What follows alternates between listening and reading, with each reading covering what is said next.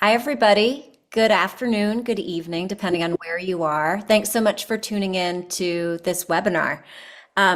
Big thank you to Color of Change, Working Families Power, and ACLU for bringing us together to come have a conversation about the power of the prosecutor. So my name is Insha Rahman. I use she, her pronouns, and I'm the Vice President of Advocacy and Partnerships at the Vera Institute of Justice, and I'm joined by a fantastic panel: Rachel Marshall, Jose Bernal, Qiana Johnson, and Monique Worrell. So before I turn it over to each of our panelists to introduce themselves, say a few words, I want to start by just telling you a little bit about me and what I hope we get out of today's conversation.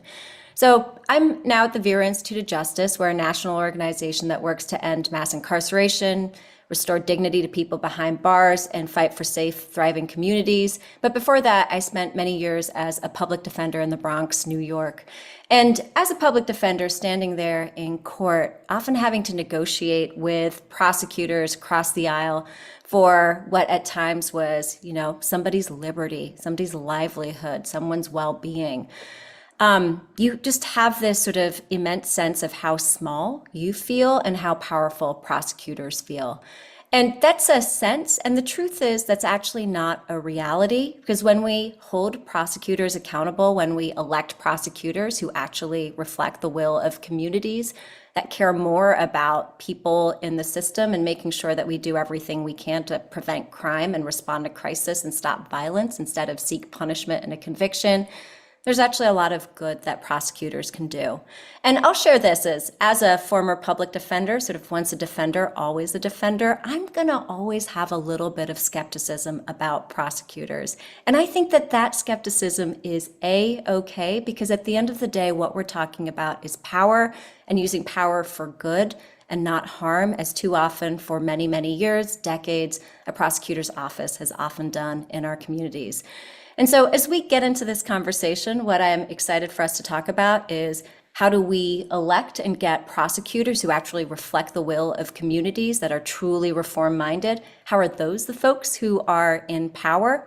And when they are in power, how do we make sure they use that power for good, accountability? And so this is called Power of the Prosecutor. I'd say the subtitle of this is really the power of the people, and making sure prosecutors do right by communities and are accountable in all the ways that we care about accountability. So let's dive in, and I'll go around, and each panelist, I'd love for you to say who you are, where you are, and what do you do in this space, so folks have a sense of what you're bringing to this conversation. And Jose, let me start with you. And Jose is the organizing director at the Ella Baker Center for Human Rights. Jose, over to you. Tell us about you, who you are, what you do in this space.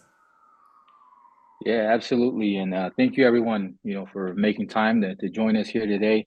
My name is Jose Bernal. I use he, him, his pronouns, and I'm the director of organizing at the Ella Baker Center for Human Rights. We're based in Oakland, California, and I've been organizing for over a decade, both on the inside and on the outside. I'm formerly incarcerated, and a lot of my work focuses on our membership. We have a very robust membership, and it also focuses on local issues, local campaigns, and that includes holding the sheriff and the district attorney accountable. And so that's been a big part of my work. Also, I lead our civic engagement work and our political work. And so very honored to be here with an amazing group of panelists and looking forward to the discussion today. Thanks so much, Jose. Qiana Johnson, let me turn it over to you. Qiana is the founder of Life After Release. Qiana, tell us about yourself. What do you do in this space? Hey everyone, good evening. My name is Qiana Johnson. My pronouns are she, her. And I am the founder and executive director of Life After Release, an organization that is based in Prince George's County, Maryland. And we are organizing to build a post-conviction movement, identifying challenges and creating solutions within the criminal legal system. Our work is grounded in a vision for self-determination for directly impacted communities. And we have a very strong way of holding prosecutors accountable through our advocacy work, our court watching work, our participatory defense work, and where we understand, and myself particularly as a formerly incarcerated woman, the absolute power that prosecutors have and the ways that we, the people, one, need to be aware of that, and two, ways in which we can start to impact and have change around the prosecutor's office. Thanks, Qiana. And then, you know, we want to make sure that we have a discussion tonight where we're hearing from a number of different perspectives around the power of the prosecutor. And so Rachel Marshall, who's the executive director of the Institute for Innovation in Prosecution at John Jay College, worked at a prosecutor's office, knows this field intimately. Rachel, tell us about yourself and what you do in this field. Thanks so much, Insha, and thank you all for having me and everyone watching. And Insha, like you said, once a public defender, always a public defender. And I actually started as a public defender myself. I worked as a public defender in Oakland for about 9 years. And I really did experience, as you said, the power of the prosecutor and the helplessness I sometimes felt on behalf of my clients in watching prosecutors not have a full sense of what the community needed, what my clients needed.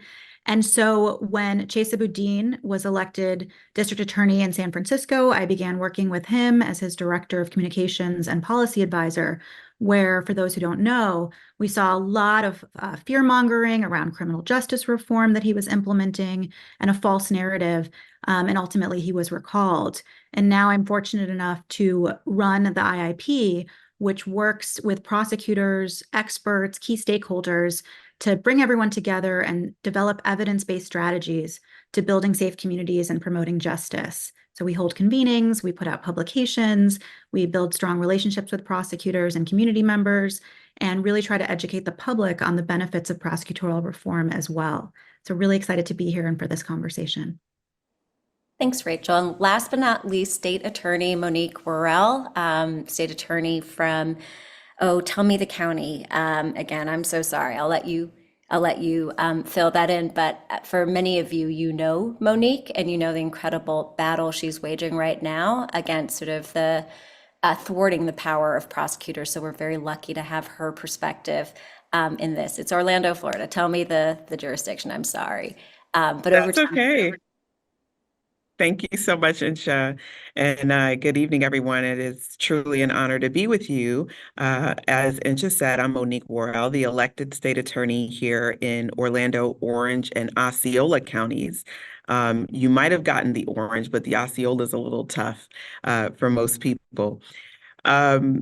Here in Florida, where all of the bad things happen first before they go everywhere else in the country, unfortunately. So for those who don't know, I am the elected state attorney, and the reason I use the term elected before state attorney is because there are currently 2 state attorneys here in my jurisdiction. I, the elected one, and another guy who will remain nameless, the appointed one. And he was appointed by the governor when I was removed from my office unjustly back in August. And the reason that I was removed is because I actually upheld my campaign promises. When I told my community and my constituents that I was going to reduce crime and mass incarceration, I meant it, and I did it. And the leading line in the governor's executive order suspending me is that I incarcerated fewer people than any other jurisdiction across the state. So I wear that as a badge of honor as a former public defender turned prosecutor, that I was able to actually say what I meant and meant what I said when I was on the campaign trail. And I think that that's really important when it comes to holding people accountable is looking at what promises they make and how good they do in fulfilling those promises.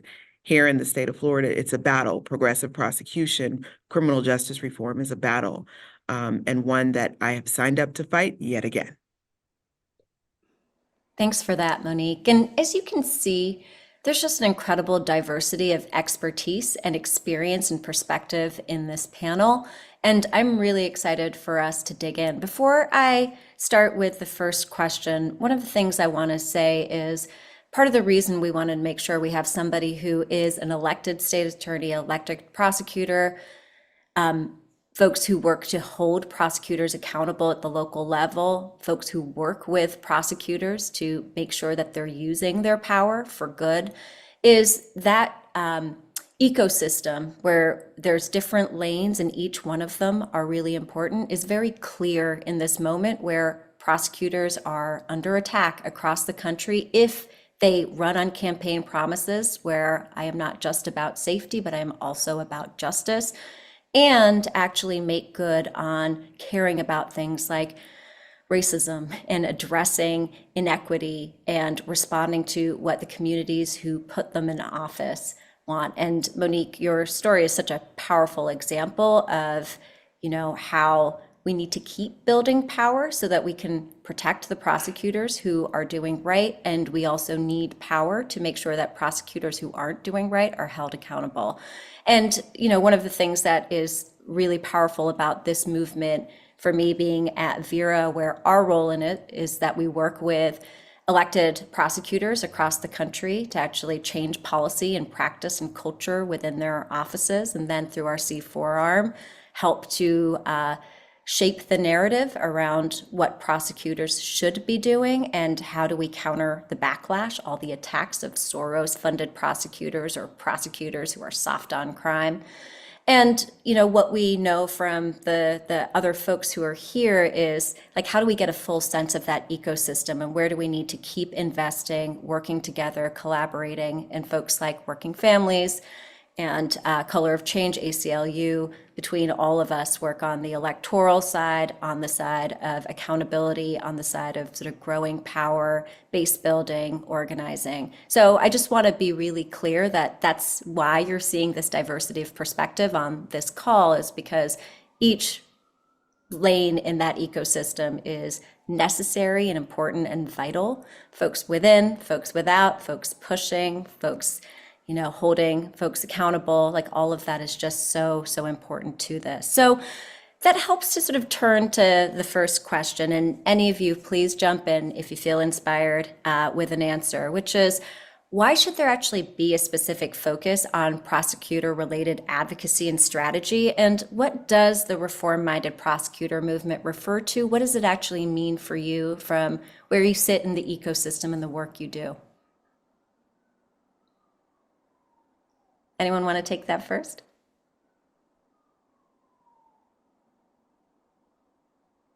All right. Yeah, go for it, Rachel. I was about to start voluntolding people. Go for it. I'll save everyone from that. So I think, as I think we all touched upon at some level, prosecutors have immense power in the legal system, more so than really any other player. And when that power can be harnessed to correct a lot of the injustices in the system, that's incredibly powerful. So I'm delighted and that prosecutors are really leaders in many ways in the criminal justice reform movement now, and that there's a real understanding of how they can and should be using that power proactively. I think at the same time, I worry a little bit about calling it a reform-minded movement, as much as I've been guilty of doing that a lot. And the reason is a fewfold, actually. One is that I think that the movement has been so successful in some ways that a lot of reforms are being implemented in prosecutors' offices who would never consider themselves reformers, whether you know it or not. And so I think there's an opportunity for a lot of that work to continue. And if we limit it and say, progressive prosecutors, reform-minded prosecutors, I worry that it limits the reach of some of those reforms, and folks who are in other offices are going to say, that's not for me. So that's one of the concerns that I have about holding people to litmus tests, or suggesting that there's a limited movement as opposed to an understanding that actually reform is part of prosecutors' work and part of their job. Yeah, it's a really interesting point. I'm curious to hear if others agree or disagree with that, sort of the potential danger or sort of exclusion of using a term like reform-minded prosecution or progressive prosecutors, or sort of like trying to draw a narrow sort of like cordon around who is a reform-minded prosecutor or not. So Qiana, can I ask you to weigh in? Sort of, what do you see as the reform-minded prosecutor movement, and how do you feel about that term? Do you think there's a value to identification or not? And also, given especially the accountability work you all do, like, do you think that sort of specific focus on prosecutor-related advocacy and strategy is important? Absolutely, it is very much so important. The biggest problem I have with it is that to call a prosecutor, it's making the prosecutor sort of like the heroes in the work. And so the focus of progressive prosecutors, reform-minded prosecutors, and having these platforms, which a lot of the times could be used as maybe as like a shadow, or something that a coattail, if you would, if that the prosecutors use, to get folks to elect them into office. And so I'm always very mindful when I hear people using those key terminologies, because I really want to see the records. And that is why in our organization, and why I'm such a strong advocate around Court Watch, because there isn't enough numbers for us to be able to measure the work of prosecutors. When we start calling them prosecutors that are reformed or progressive, there's really no reports that they have to tell us, like how they're doing in that area. Thanks for Color of Change having a report card for us to be able to score some of the top prosecutors in the area. But overall, there is really not a way for us to really check in on that. And so I just want, as we are talking about these movements, I want us to talk less and to do more around accountability and advocacy that we can actually see in numbers. So I just wanted to kind of like name that as we're talking about the progressive prosecutor, and understanding that I am more of a public defender fan. So I want to see more of the public defenders being lifted up in this movement, because they should be, instead of all of that power kind of, landing and living with the prosecutor. Well, what I find so interesting about those two answers, both of whom I bet there are people on this call who agree with one or the other, or maybe even both, is that there is the danger of progressive prosecutor and that moniker being a cover, where prosecutors might not actually be all that progressive, but if they get labeled so, they feel like they have free rein to not do as much as they promised to do on the campaign trail. And then also, Rachel, to your point of calling somebody progressive or reform-minded, maybe in a jurisdiction where that's actually seen as an insult or a word used to sort of tar a particular candidate, that it actually might not be helpful for us in the movement to call somebody a reform prosecutor or progressive prosecutor. We have like concrete examples of where that's come up in Utah, places where people don't usually think of any candidates as progressive.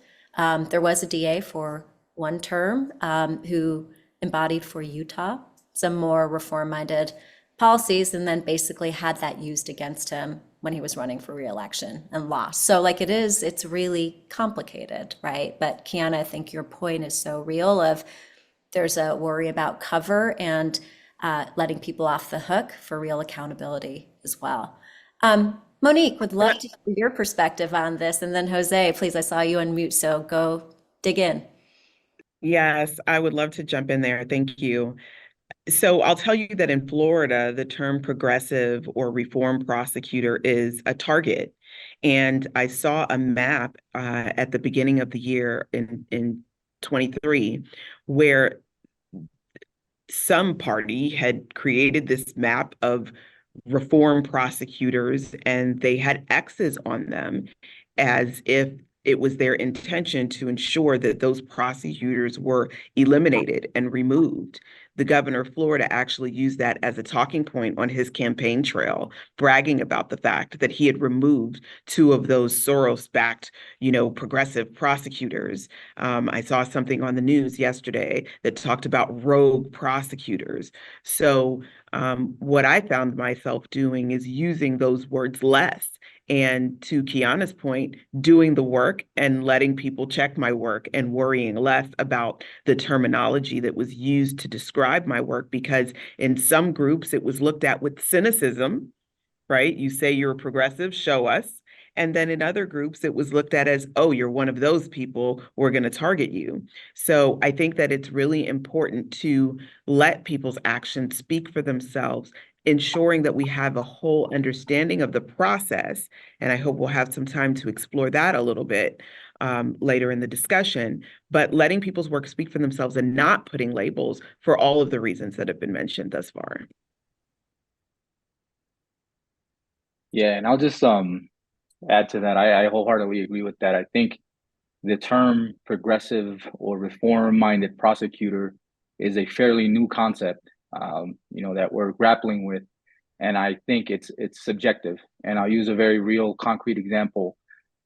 In San Francisco, there was a district attorney, George Gascon, who, by all accounts, and I am from San Francisco. When I was there, we didn't really consider him a progressive district attorney. But then he moved to Los Angeles, ran for DA, and now he's considered a progressive district attorney. And similarly, I can tell you the former district attorney in Alameda County in Oakland, that person, we never considered them nowhere near reform-minded.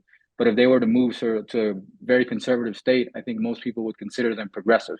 And so I think there's some political nuances with the term. But ultimately, I think to Monique's point, it's about the work. It's about what are you doing to bring people home? What are you doing to end mass incarceration? What are you doing to stop the racial disparities that we see in the criminal justice system? And I want to go back a little bit to something you said, Insha, because around our movement, our work, and what we're doing. And at the Ella Baker Center and at the Alameda County District Attorney Accountability Table, which I'll talk about a little bit later, we're not really interested in protecting prosecutors. We see prosecutors, even if they're reform-minded, well-meaning, we care more about the issues, right? That's what matters to us. And so it doesn't matter who holds that office. It's about the issues. It's about the policies, the concrete policies. And that's what we're going to throw down for. That's what we're going to back, not so much the office or the individual. So I just want to put that out there. Can I respond to that? Yeah, please, Rachel. So I think that's all true, Jose, but I think one of the things that I see is that the prosecutors individually, and no one can speak to this more than Monique, is become the target themselves personally. And so I think when it's harder sometimes to mobilize people around individual issues. So I think about my experience in San Francisco under Chesa Boudin and working for him and seeing the way it became so personalized and everything in the word reform was weaponized against him without an understanding of he was doing the work and also it was having good results. And that was completely lost because of this target on the individuals. So I think the protection of prosecutors is really about protecting the work. It's about saying, let's keep the focus on these people that are doing good work. Let's keep them in office. And to do that sometimes because the other side is so focused on demonizing individuals to advance their cause of attacking criminal justice reform, that means we actually have to protect some of those individuals. Yeah, do you want to respond? Yeah, absolutely. So, I think that something that we have to grapple and understand is that the district attorney's office, I'm not confused, and a lot of folks in the community are not confused. They are state actors, well-meaning, but they are state actors. And historically, there's been a lot of harm and a lot of distrust that has been built up. And so, again, I go back to the progressive prosecutor, reform-minded prosecutor. That's a new concept that folks are navigating. And I can speak to, for example, Chesa, who I know personally as well, Chesa Boudin, supportive, of the policies he put forward, and also not supportive of some of the policies, he put forward. And I had direct conversations with him about that. And so, I think it's important, to understand that the solution isn't a district attorney. Like if we want to end mass incarceration, that's not the solution. It's a tactic, right? And it doesn't matter who's in that office. We need to make sure that we hold that whole office accountable. And so, that's my point, is that we have to hold the office accountable, and it's less about the individual. So I think this disagreement about is it the office or how much does the individual prosecutor, because at the end of the day, that is an elected official, how much do they stand in for the office and what protections, if any, are needed? really speaks to this question of what should the dynamic be between the community that elects a prosecutor, not because of that person, but Jose, to your point about the policies and the practices that that person is expected and asked by the community to deliver. And then recognizing the very real realities that Rachel, you are speaking to in working in DA Boudin's office, or Monique, that you know very personally in your role as a state attorney, where it's not just about an office, but it's about you as an elected leader, a politician that faces all the same sort of challenges beyond like the important policies of being a reform prosecutor, but also being an elected leader and a candidate and a politician and facing all of the particular dynamics of that. It's really quite unique in a way that I think many other roles or elected roles are not. And so let me ask this question, and Jose, Qiana, I'd love for you all to go first since you have such deep experience with court watch, accountability tables, other ways of actually saying it's not about the person, it's about what they do in office and with their power. But what would you say should be the right balance of power and the relationship between the community that elects a prosecutor and the prosecutor themselves? Like, what does that balance look like ideally to make sure that we are harnessing power and accountability and real change?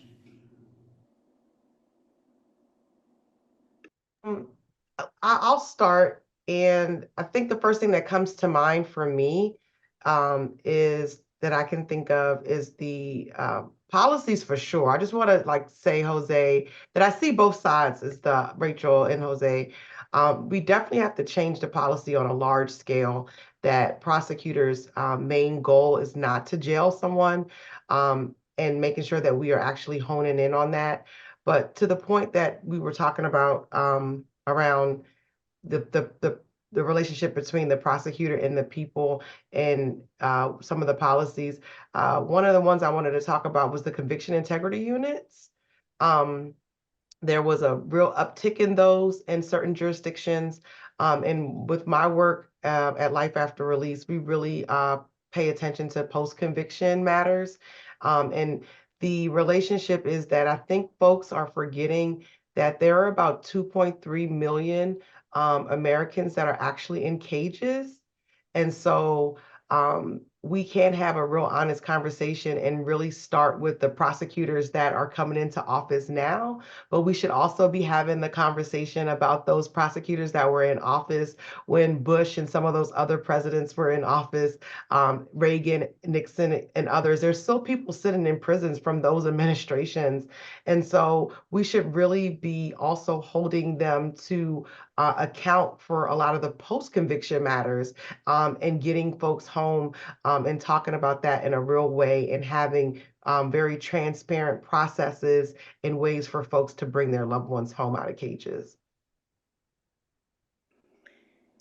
Qiana, Yeah. I love, oh, I was just going to say, I really appreciate that point of it's not just what the prosecutor presently does, but how can they use their role to undo some of the harms of previous folks in that role. I think that's a really important point. Jose, I'm sorry I cut you off. Go for it.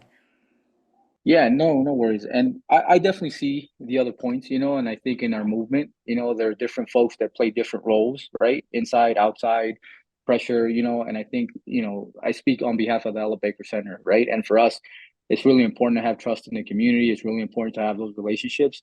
And so we're interested in building outside power. Sometimes we play the middle person too, and that's great. In terms of what kind of relationship we should have, I'll just speak from our perspective. Is we're not interested in being close to power. We're interested in holding power accountable and building power. That's what we're interested. And so, in organizing, there's an old school it's called relationship organizing. Which basically you have influence, and that's power. And I'm not dismissing that. That's some folks, some organizations, some groups do that. But I think that the relationship we should have with the district attorney is, being ready to hold them accountable and also being ready to congratulate them, when they do something good and have their backs. And so, again, a very real concrete example, recently in Alameda County, DA Pamela Price, who's facing a lot of criticism, a lot of pressure, a potential recall. decided not to prosecute kids, and she's keeping true to her promise to not prosecute kids as adults. And so, the DA accountability table, Color of Change played a big role in this. Put together a press conference, rally, brought the community out, brought speakers, and again, this is an example of us really getting behind the policy, right? And when we do that, we're also supporting the candidate. We're also saying, okay, this is what you said you were going to do. As long as you hold true to that, we're going to back the policy that you put out there, and that's how we give you cover.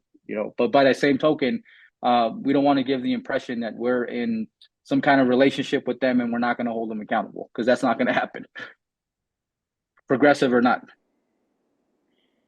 Monique, I feel like that's a really good opening for you, given like what's the relationship that you have with the community that elected you, and also what's the relationship you wish you had, given how tough since last summer it's been after the removal, and still fighting to take back the role that the community elected you to.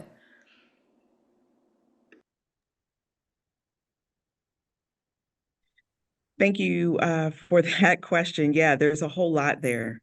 There's a whole lot there to be said. So first, I want to go back a little bit in the conversation to the point that prosecutors, elected DAs, we can't end mass incarceration. Jose, you're absolutely right.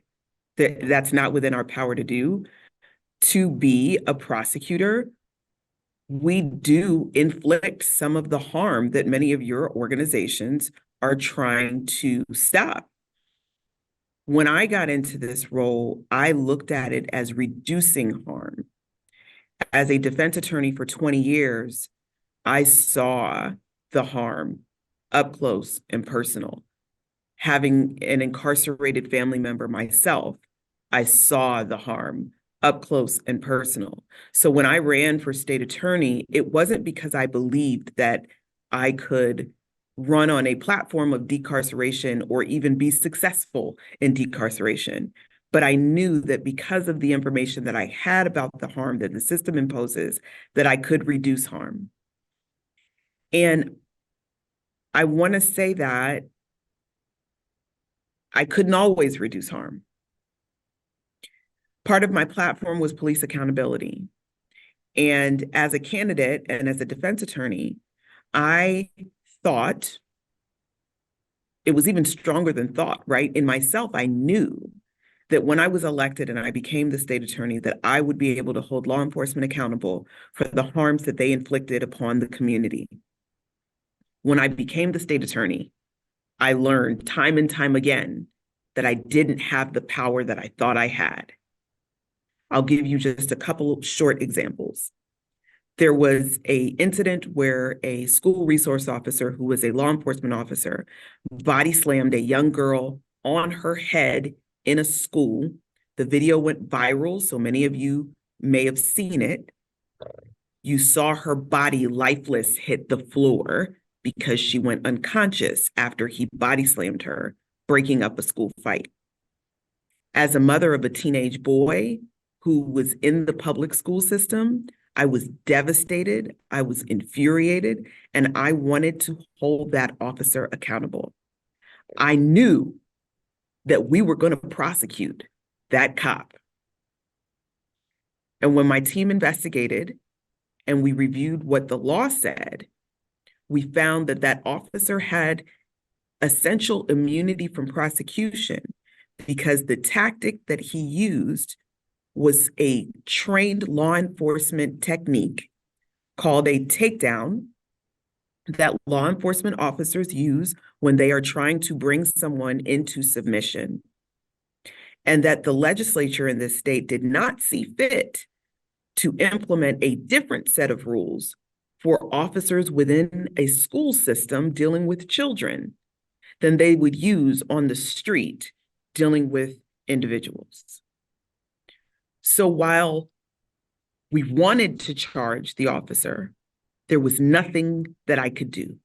There was nothing that I could charge him with. There was no available law to me because it would have been a battery, right? But you can't bring charges against a law enforcement officer who is in the lawful execution of a legal duty. And because the technique that he used to bring this girl down was a trained law enforcement technique, I could not bring charges against him. So I had to let him go. The community was outraged, and I understood because I was outraged. They blamed me. They said that I didn't uphold my promises, that I wasn't doing what I said that I was going to do. So the moral of this story is that in holding people accountable, you have to be very clear on what the law allows and what it doesn't. I had a similar situation where officers tased a young man to death. Again, I was furious. I was upset. There was a call to the home because the young man was in a mental health crisis, called by his family to law enforcement. They came and they did not help. They, in fact, made the situation worse. They antagonized him. They made him act out even more. And then essentially they took him down and they tased him. And then he later had a heart attack and died. The case happened before I became state attorney, but when I became state attorney, the family came in and they asked me to look at it. And we looked at it. My team looked at it. They reviewed the video. They reviewed all the evidence. They reviewed the determination of the prior administration. But ultimately, what I didn't know when I ran and what I learned there was that Florida has a statute that specifically provides immunity, civil and criminal, to a law enforcement officer who uses their taser. So no matter what the consequence of the use of their taser is, if they are using it within the lawful execution of their legal duty, then they are immune from criminal and civil liability. So I could not charge the officers. And again, they blamed me. There were headlines about how I failed the community. There was protests outside my office asking for my recall because I failed the community. So I agree, accountability is necessary, and there should be organizations looking at the work. But what I'm saying is, you have to know the difference between what the prosecutor does or doesn't do because it's not within their authority to do so, and what they don't do just because they don't want to, or what they do because they want to. And those are very real and different things. And I just think it's really important for the organizations who are on the outside rallying the community to make sure that they get it right when they take a position on something. Hey, Monique, it's really powerful to hear sort of from the inside perspective, like what goes on behind a decision and then how it looks externally. And I gotta say this, as a reformed lawyer, recovering lawyer, there's always this question I have about, like, there's the law and then there is what is just and right. And we all know those two things are not one and the same always. And those two examples you point out are where the law and justice are not one and the same. And it really sort of, I think, begs a question. We don't have to answer it here, but I just want to put it out there, which is, because an elected prosecutor is also a politician, like, is there value to signaling things, even if you know this isn't something that I can uphold or that will necessarily move forward, but just to be able to use the power of the position to signal, like, I hear you, I care, I will push this as much as I'm able to in that role. But I really raise it to say, one of the challenges of prosecutors that I see is that they're lawyers and there is the law, and oftentimes the law is not synonymous with justice at all. So let me move us to the next question. And Monique, I'm going to come back to you first because I know we might lose you pretty soon. So we want to make sure we get your take on this. So, I mean, we've heard a number of different challenges of prosecutors being able to stay in power when they do a lot, maybe not all the right things, but a lot of the right things. Chesa Boudin in San Francisco came up as an example. Monique, you come up as an example as well. And then the challenge and the hardship of actually, once prosecutors are in office, holding their feet to the fire and accountability. And so I would love to hear from each of you is, what do you see? And keep the challenge part, the problem, short, because what we really want to hear is, what you think the fix is, but what would you say is the biggest challenge from where you sit in the reform prosecutor movement right now? And what's the fix, the solution that you want to see that you're working on? And so Monique, would love to start with you. I know you said keep the challenge part short and the solution part longer. I don't know that I have solutions, but I can tell you that the challenge is the law. Going back to the statement that you said, right? The challenge is the law. And in at least one of those cases, that's exactly what the family wanted me to do. They wanted me to file charges anyway, even though I knew that I could not move forward. And as an attorney, as an elected prosecutor, I have an ethical obligation. And in as much as I do not want charges filed against a member of the community who I don't think is guilty of the crime by the book, I can't do that to anyone else. Even if I disagree wholeheartedly with the law, I have to uphold the law. I had someone, say to me in a community meeting once, why don't you put the pictures of law enforcement officers up when you bring charges against them? That's what they do to us. And I said, I'm not here to do to them what they do to us.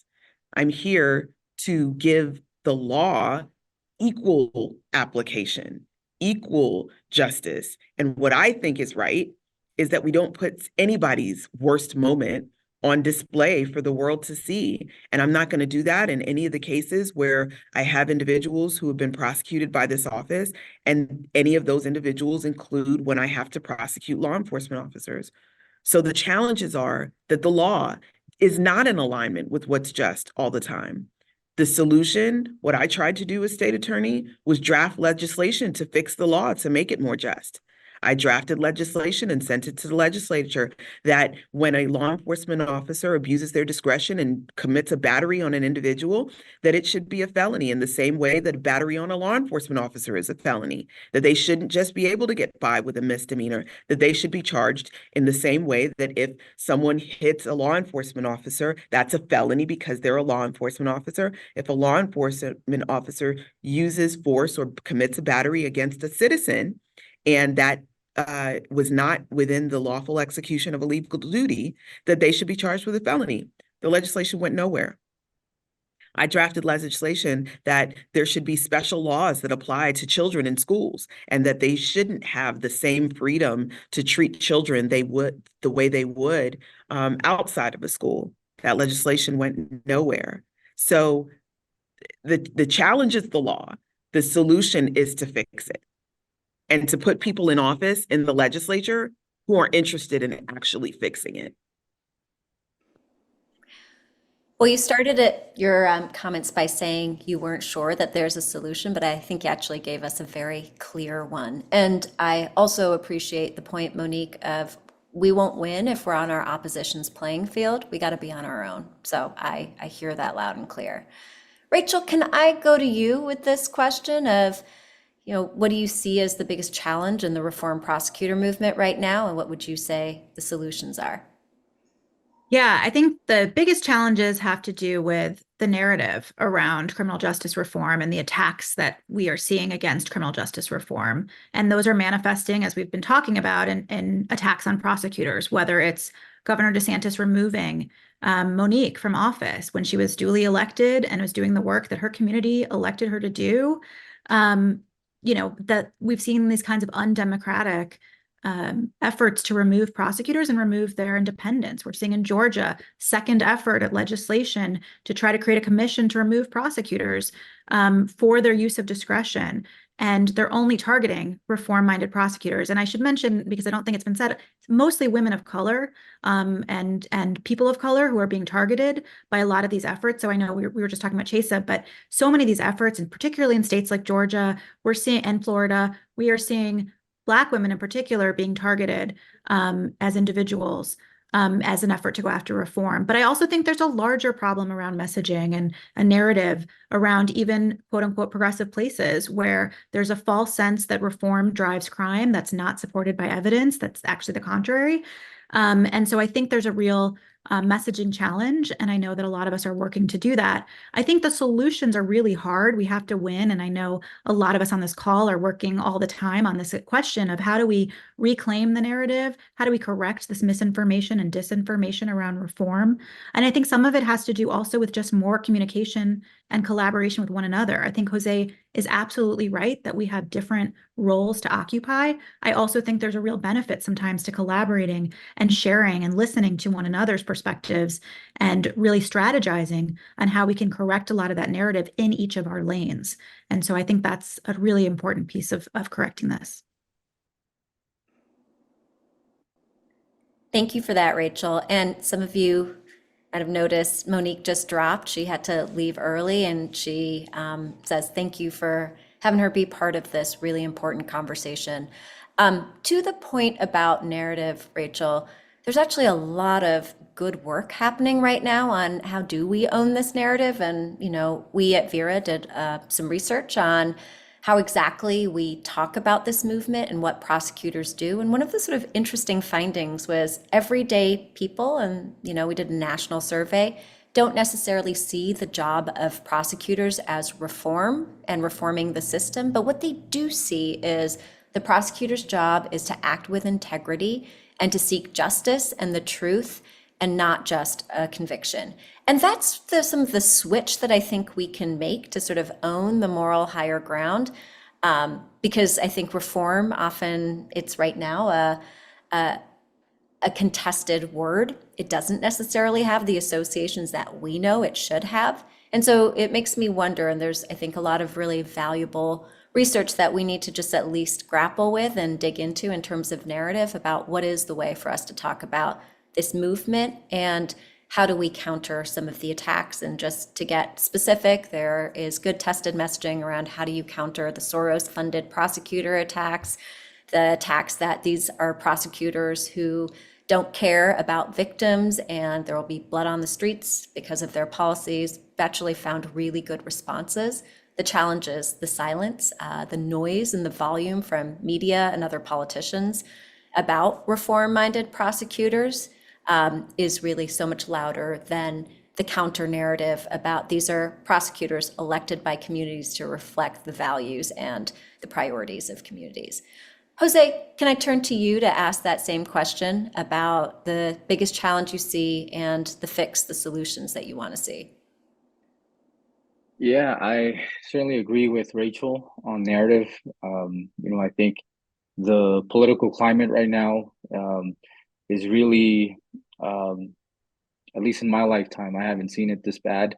And I think there's a effort to really scapegoat, an individual or institutions. And unfortunately, it's the anyone that purports or presents themselves as a reform-minded progressive district attorney, when it comes to public safety, they're the scapegoat. And we saw it with Chesa Boudin. We see it in LA with George Gascon. We see it with DA Pamela Price. They're the scapegoat. And you and I and everyone else here knows that it's illogical to put sole blame or sole responsibility of public safety on a district attorney. We know that there are other factors that play a role. We just got done with, we haven't gotten done. We're still in a pandemic, right? I'm sorry, not pandemic, COVID-19. And we're still grappling with a lot of the things that, cause, issues of folks experiencing poverty, issues of folks not getting their needs met. And all of these things drive crime up. We know that. We also know that cities and counties and states that have tough on crime prosecutors are also dealing, with the same things that we're dealing with in progressive cities, reform-minded cities. But the lesson learned, I think, from Chesa Boudin is that facts, aren't going to win. Like we can throw facts out there all we want, but it's the narrative, and whoever controls the narrative, whoever wins the narrative, that's who wins. And right now, that's our biggest challenge right now is the narrative. And I appreciate the good work of Vera and other organizations and other groups, that are really taking this head on. But it is something that worries me because, again, and it's not just with the DA's office. I think there's a lot of local measures, a lot of state ballot measures a lot of things that are very regressive, that are not based on any facts or any data-driven, solutions, that are really going to set us back years. And I'll speak to California because again, I'm here in California, but we have something called Prop 47, which is under attack right now, and it really, this is the biggest threat that I see right now. We have a potential ballot measure, that we're going to be fighting. And so, yeah, that's the biggest challenge I see is the narrative. Jose, one thing that I think is so important in what you said is, there's a lot of examples like the Floridas and the Georgias of these regressive sort of tough on crime rhetoric and, sort of zeitgeist, but it's actually not just the places that we think of as more conservative. It's also the Californias, the New Yorks, and you see it and you feel it sort of in the air. So I think that's a really important point, that there's no place that is immune from that backlash. Qiana, last but not least, what do you see as the biggest challenge? What do you see as solutions? Yeah, so I was really struggling with that because there's so much, right? There's so many challenges that we face as change agents, as activists, as organizers, folks on the ground, who know exactly, what's going on and know how to get to information. But I landed on data and information being our biggest challenge, and really understanding, what the prosecutors are doing and in what cases. So that's the biggest challenge for me, in not understanding or not being able to know exactly what it is. If a case doesn't make the news, then or you're not court watching, or you're not doing participatory defense like we are in Prince George's County in my organization, or you don't have a table like Jose does in California, a prosecutor accountability table, then how are we really measuring our success in these offices, and how are we actually holding them accountable? We don't have the data to do so. In addition to that, I believe that we need to change the actual the makeup of what prosecutors' offices do. We need to flip that on the head and be able to say, okay, how many people did you keep out of jail? How many people went to diversion programs, and start to reward those measures? And when prosecutors do those things, instead of getting, their measure of success is how many people they lock up. That's how they get to the next position, is, how, their caseload and how many people they're able to put into prison or to jail. We need to change that as a people. We need to change it through policy. We need to change it through ensuring that we're able to monitor and measure that. And so that for me, that's always been a big challenge. And as a person who's gone through the system myself, I felt like I was all alone and no one knew what happened in my case, right? Like, how do we understand and get to know those things? So we really do need to find ways to have data and reports that are coming out of the prosecutors' offices so that we can actually see what's going on.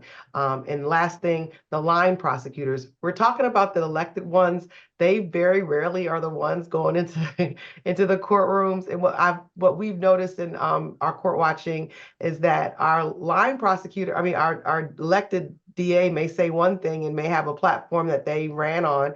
But boy, oh boy, when we get inside and those line DAs are actually handling the case, they have a lot of different views compared to their elected boss or supervisor or person that was in charge. So I also want to just draw that out. I don't think we talk much about the line prosecutors. I heard a lot about the elected, and very rarely are they prosecuting the cases. They're just the ones at the top, the ones whose names goes on the paperwork. But their line prosecutors are the ones that we really need to dig in and hold accountable. And again, how can we do that if we don't have any reporting mechanism or any eyes into the courts to see what they're doing? So I love that point, both about data and transparency, and then also changing the metrics of what we hold prosecutors to and what success looks like for their office. It's not a conviction, which is the typical measure of success, but another set of metrics, right? And I think that's so powerful.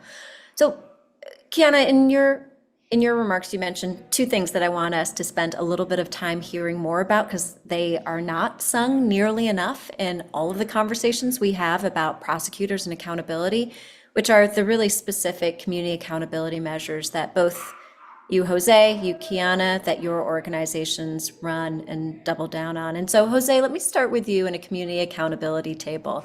Will you talk about the community accountability table that you and others run? And what does it look like? How does it work? How would, if there are people listening who are like, I want to do that in my jurisdiction, how would you suggest going about getting started? Yeah, so we're part of the Alameda County District Attorney Accountability Table, and that really formed very organically some years ago. We were part of another coalition, and part of that, it was called the Justice Reinvestment Coalition. Part of that coalition really wanted to make sure there was a committee, keeping eyes on the district attorney's office, making sure, they were doing what they said they were going to do in terms of things, policies that we were in favor of. And we started meeting regularly as a committee. From that, our partner organization is in here to the Urban Peace Movement really led the creation, formation, and structure of a coalition, which we call the DAC, Alameda County District Attorney Accountability Table. And it's a group of different organizations, a group of different, with different opinions, different specialties, different skill sets, some grassroots doing youth work, others doing policy work, others, doing legal work. And we all have one common goal, and that's in our name, is holding the district attorney accountable and advancing, our values and our mission, to, bring our folks home, to, make sure that, we chip away at the racial disparities that are happening in our injustice system. And so, we meet monthly. We can always meet more frequently. I think we meet every other month, not every other week now. We were meeting weekly, and there are committees that are set up in each that are, like, for example, outreach committee, a comms committee, and we also hold like stakeholder meetings with the district attorney's office. And again, those can vary depending on what the needs are at the moment or what's happening. But that's an opportunity for us to sit at the table with the district attorney's office, with the DA themselves, and really, ask the hard questions and also look for ways that we could support. So it's not just, hey, we just want to tell you you're not doing this right, that, like, it's also like, okay, you have this policy coming up, and how can we be supportive because we support this policy? Or, hey, like, there's this information that we really need, can you provide this information for us? And I think that's really what the name, DA Accountability Table, because that's really what it is, us sitting at the table. And I will say that we've had the table under two district attorneys, one that was not at all reform minded, and the current one who's more reform minded. And I think for both of them, I think we've tried to hold the line of not really making it about the person. Again, I'll go back to that, but about the office, and so and obviously one is definitely more favorable, to the issues and the things that we're trying to push. But yeah, that's been our experience with the district attorney accountability table. And just to be fully transparent, I think that there are some nuances, in trying to hold a district attorney accountable, at the same time understanding that there's a potential recall, looming, and so we don't want to. We want to draw the line where we don't want to give the how do I say the far right, we don't want to give them any more reason, and so there's some nuance in there, but ultimately our mission is to hold the district attorney accountable. Jose, I think something that is very clear in how you describe the accountability table and the role of it is, we say often in movement spaces, like, we move at the speed of trust. And you got to have a relationship to have a relationship. And with a DA, I mean, something I'm hearing very clearly is like ongoing communication, like for the good things, for the bad things, but like that's part of trust and part of being able to then be able to leverage that power and that relationship that you have.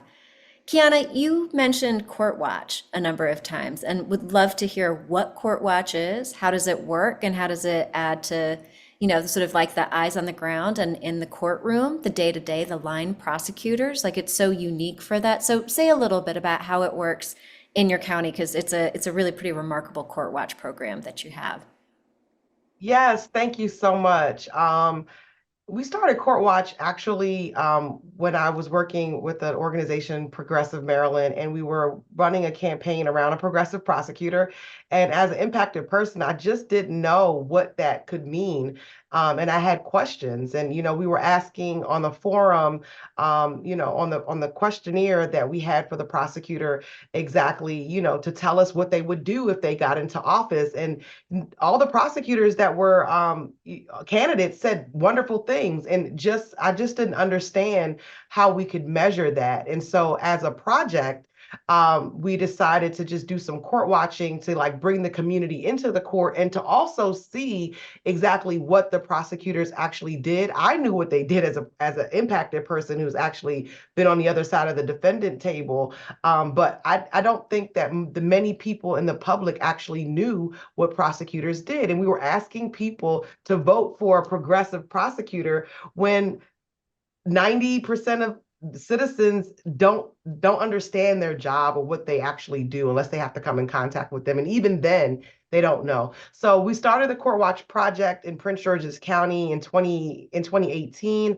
and it just grew into the movement that it is now. We have one in DC and one in Prince George's County that is ran completely by the community, where individuals go into the courtrooms each and every day. In Prince George's County, we have a focus around bail because our prosecutor at the time ran on ending cash bail, and she promised that her prosecutors wouldn't ask for bail, and we just didn't take her word for it. We wanted to be able to see that, and we wanted to hold them accountable. And when I tell you that when they saw us in the courtroom, it changed the culture immediately of not only the prosecutors, but also the judges.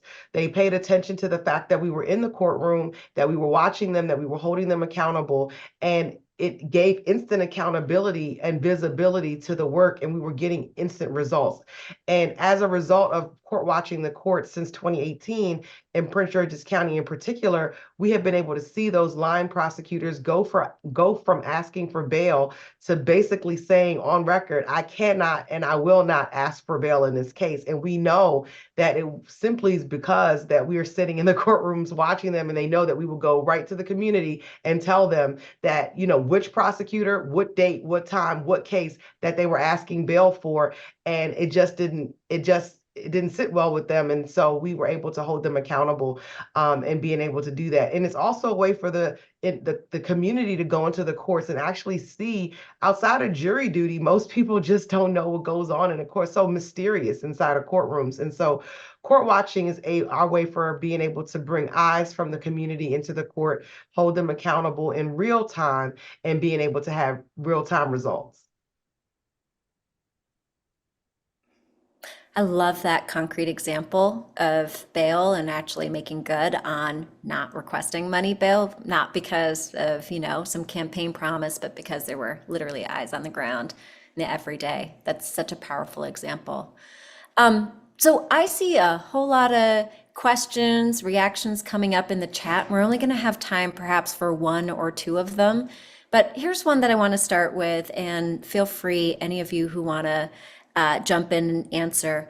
So Leon Farquharson submitted a question. What's the best call to action for allies, professionals in the field, and those looking to get educated to assist people experiencing reform in the prison system or people who are recently released? So how can we help allies, folks in the field, people looking to get educated on like how to actually help people who are inside and help people coming home? Anyone want to take that first? I can start. That's a great question. And I said it earlier, I'll say it again, there's a space for everyone in this movement. If folks have time on their hands, great, volunteer, sign up, become a member, look at different organizations that are doing the work in your community. And other folks, maybe all they can do is write a check, to support. Like, the movement needs to get funded too, and so if that's how you could show up, great. A lot of so that's where I would start, and there are different communities, different groups are holding down different campaigns. And some of them may not necessarily be around DA specifically, but they might be around a campaign on shutting down a prison, or reducing the jail population number, or holding law enforcement accountable, in general. And all of those things are related, and so get involved, and I think there's a place for everyone in this movement. So.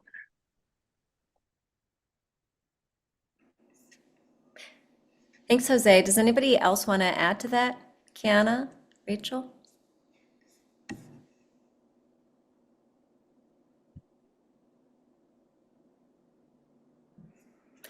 Well, I can add to that to say, one of the things that I do a lot of in my job at Vera is figure out how to get people who have never had the incredible misfortune of experiencing this system to understand just how devastating and brutal it is, and that that's not an accident, but that it's designed, like the process really is the punishment. And it's court watch and just bringing people down to court, even just for half an hour, because the thing that most people don't know is courtrooms are public spaces. There are spaces. You just walk in, you sit there, and like everybody in the courtroom will look at you, be like, who's that? And there's just something about that that is so powerful. If folks are like, I don't really, I don't get why I should care about this, or where there's smoke, there's fire. If somebody does the time, they should, does the crime, they should do the time. Like, I have family members who will sometimes say that to me. And for each and every one of them, when I have taken them down to court and we've sat there, it's just caused such a change of heart. So that's my very specific one thing anyone can do that I think is transformative, doesn't matter who you are. So another question that came up from Mark, in Multnomah County, Oregon, which is Portland, there's been a significant law and order narrative recently. I'd love to hear tips for reclaiming the narrative and keeping our fairly progressive DA. And for those of you, just to give a little bit more context, in Oregon, there was a ballot measure that passed 2 years ago to decriminalize drugs, and some of that was rolled back recently because the minute the new law went into effect, the backlash was intense, even though it was very clear that they really didn't give the new law a chance to work. They didn't do sort of all of the investment in community-based treatment that was supposed to be part of the law. It's just, again, reform is vulnerable to the narrative around it, even when it's not based in fact and it's based in hyperbole. So that is something that's happening in Multnomah County right now around the DA Mike Schmidt, something where we've heard, Rachel, you raised this, Jose, you did as well. What do you think, somebody who's a Portland, Oregon resident, has a DA election coming up, what can they do? Yeah, I am so grateful for the question, because I think, first of all, I would say that a lot of these themes come up across different jurisdictions where we see the same kind of playbook. Jose had mentioned Pamela Price, and we saw the recall organizing almost immediately after she took office. So I think one of the things that everyday people can do is really to correct false information, misinformation, and misunderstanding around what is in a DA's power and what is not, but also to correct a lot of the false narrative that comes up. So a lot of this spreads on social media, which we haven't really talked about, but social media, especially in light of the pandemic, plays such a big role in shaping a lot of everyday people's opinions.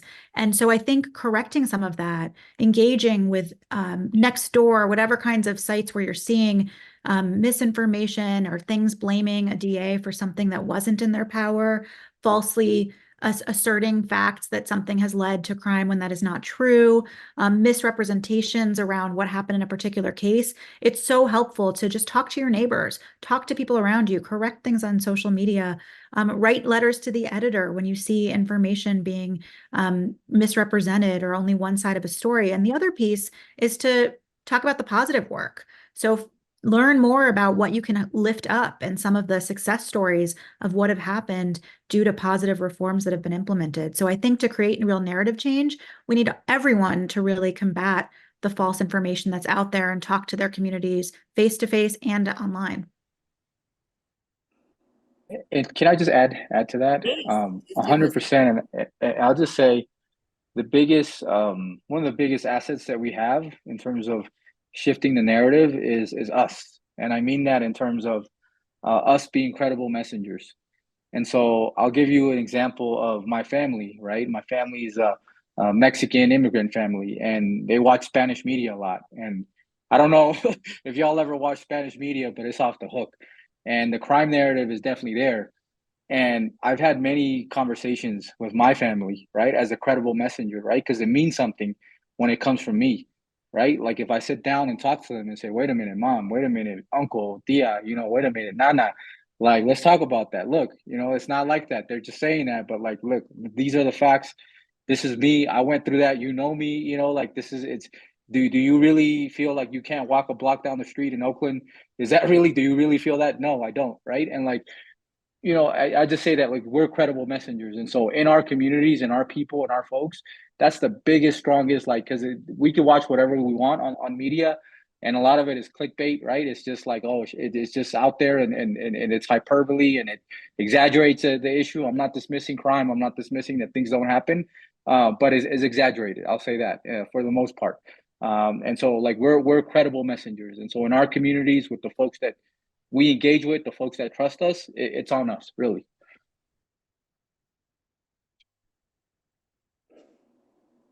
Qiana, were you going to jump in? Just organize. It's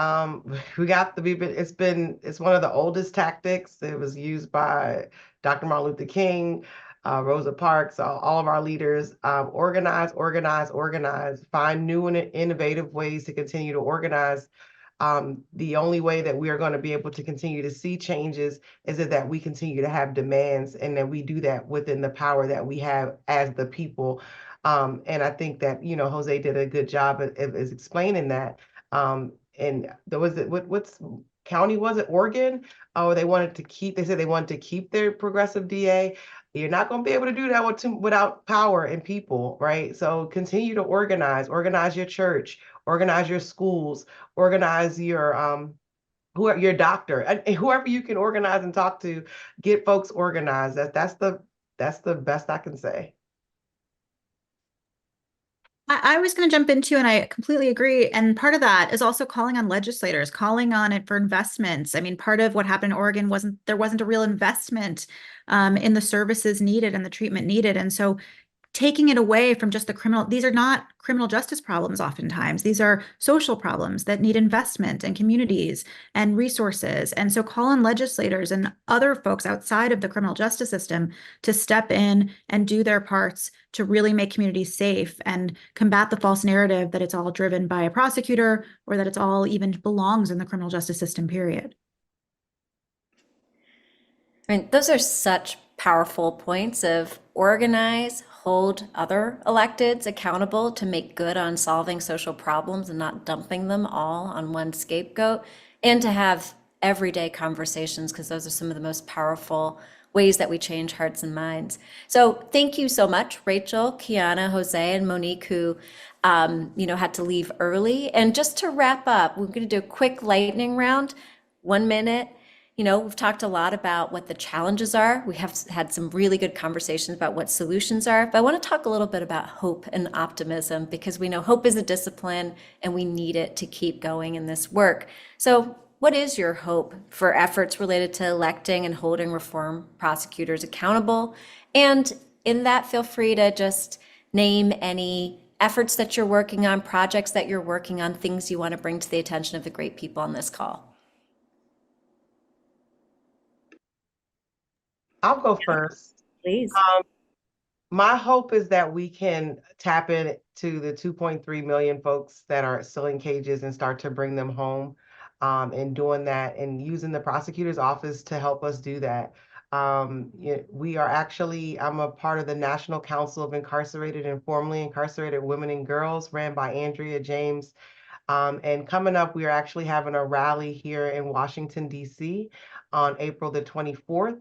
Where we will be a 10-year anniversary, where we are again demanding Biden to grant clemencies for women who've been in cages for 25 plus years, and bringing them home and educating folks around that. And so the hope is that we can stop putting folks in, but also taking a look at the folks who are in and bringing them home and meeting folks' needs, right?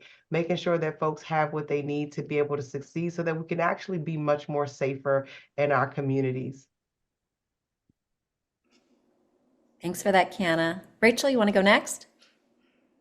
Sure. I mean, it builds off. First of all, I completely agree with what Qiana said and appreciate those comments. And I think it's really important that prosecutors play a role in looking back, because a lot of what we're talking about, as you said so well earlier, is really about about policies that have been implemented a long time ago. I hope for narrative change, most of all, especially as we've just been talking about. And I hope that we don't get so afraid of losing more ground that we can actually start to make advancements in this space, because right now feels like, as Jose said, it feels very scary. But I'm hopeful that things will start to change, and that we'll start to have an environment where folks feel like they can push forward again. And I think part of that, and part of my hope, is that there's more collaboration and spaces like this. I just came from a few days of a convening, bringing prosecutors with stakeholders, defenders, survivors, advocates, academics, to talk about their role in fighting for immigrant rights. And that was so powerful, and to have so many voices together, including line prosecutors who we were able to reach. So I really hope that we can bring more people into this work, and that's through everyone coming together. And the IIP hosts monthly webinars, in addition to other work that we do, to both the public and for prosecutors, to really understand different avenues for prosecutorial reform. You can sign up at prosecution.org, and you can get on our mailing list and hear about our other events. Again, last but not least, Jose. Yeah, plus one to what everyone has already said. And I think this is a very tumultuous and precarious year. And it really does feel like they're throwing the kitchen sink at us. But, whether we look at it on a macro level or on a national scale, I think we've been here before, and we've prevailed, and so my hope is that enough of us, we'll see reason. Enough of us will see what's at stake, and humanize, our currently incarcerated, formerly incarcerated, systems impacted folks, and understand that the system is flawed, that the system doesn't work, that the district attorney's office and to Monique's point earlier about the laws, they weren't designed for us.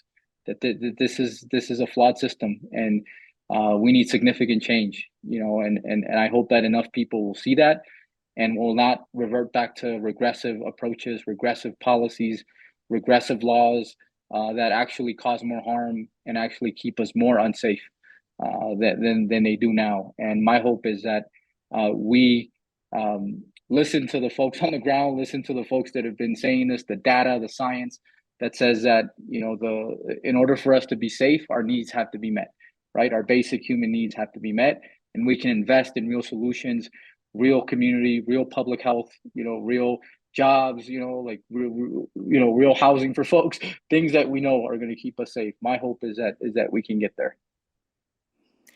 So what I love about this last piece is we're not ceding ground on the thing that we are always attacked for, which is safety. Like, we know what it takes to keep us safe, and we're owning it and leaning into it. And what I want to just remind everybody of is the reason we are facing these headwinds is because we're actually winning. Not just around prosecutors, but what I mean is we're winning to make ourselves more free, more safe, more just. We've got a long ways to go.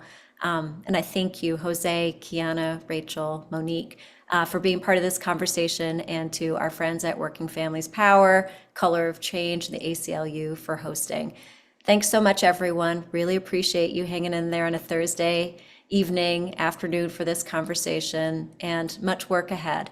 Take care. Good night.